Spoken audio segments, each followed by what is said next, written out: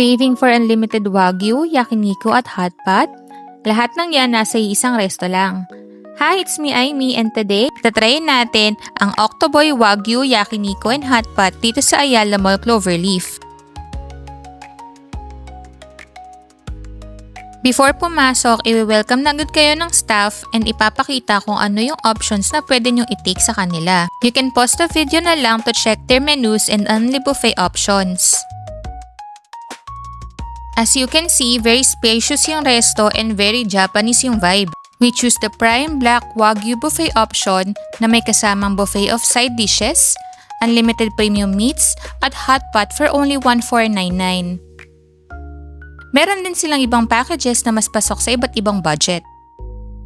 Isa sa mga highlights ng visit namin ay ang unlimited buffet na may iba't ibang dishes tulad ng miso soup, chicken teriyaki, katsu curry, baked sushi, maki rolls, Wagyu fried rice, chicken kaarage, at of course, ang all-time favorite ng lahat, shrimp tempura, at marami pang iba. And di lang yan, aside sa pagkain, unlimited din pati drinks at dessert. Here naman yung mga options na pwede mong piliin para ilagay mo sa hot pot. May iba't ibang balls and veggies.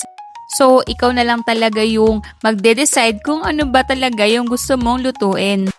Pwede ka din mag-customize sa mga dips at sauces na gusto mo. When it comes to Yakiniku, marami silang premium meat selections, including the Wagyu beef, and also seafoods like oysters and scallops, which makes it super sulit ang dining experience mo dito. Nag-enjoy din kami sa hot pot dahil sobrang sarap humigot na mainit na sabaw habang sinasabay ng grilled meats at iba-ibang side dishes. Pwede mo i-customize yung laman ng hot pot mo, like lagyan mo ng meat, vegetable, seafoods, or even yung mga assorted balls, which makes it more flavorful.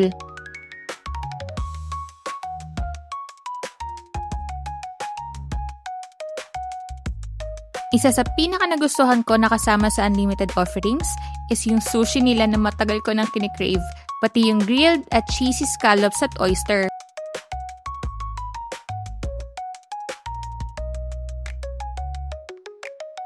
Kaya aside sa meats, marami ring seafood at vegetables na pwede nyong i-enjoy, kaya sulit para sa mga gusto makatikim ng iba't ibang pagkain sa iisang meal.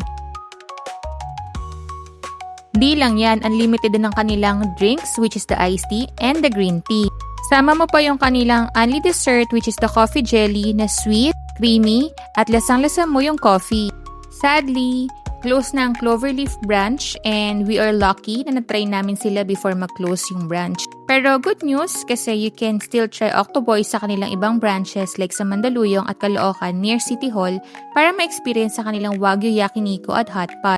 Overall, happy at satisfying ang experience namin. Masarap ang pagkain, interactive ang buffet dining setup since di lang meats ang only, pati seafoods at iba't ibang side dishes din. At sulit ang bayad para sa mga mahilig sa only grill at hot pot. So kung mahilig kayo sa Yakiniku at hot pot, Octoboy is definitely worth checking out. Kayo, alin dito ang gusto niyong tikman? Comment down below and don't forget to like, follow, and share for more food reviews and food adventures. See you on my next video! Bye!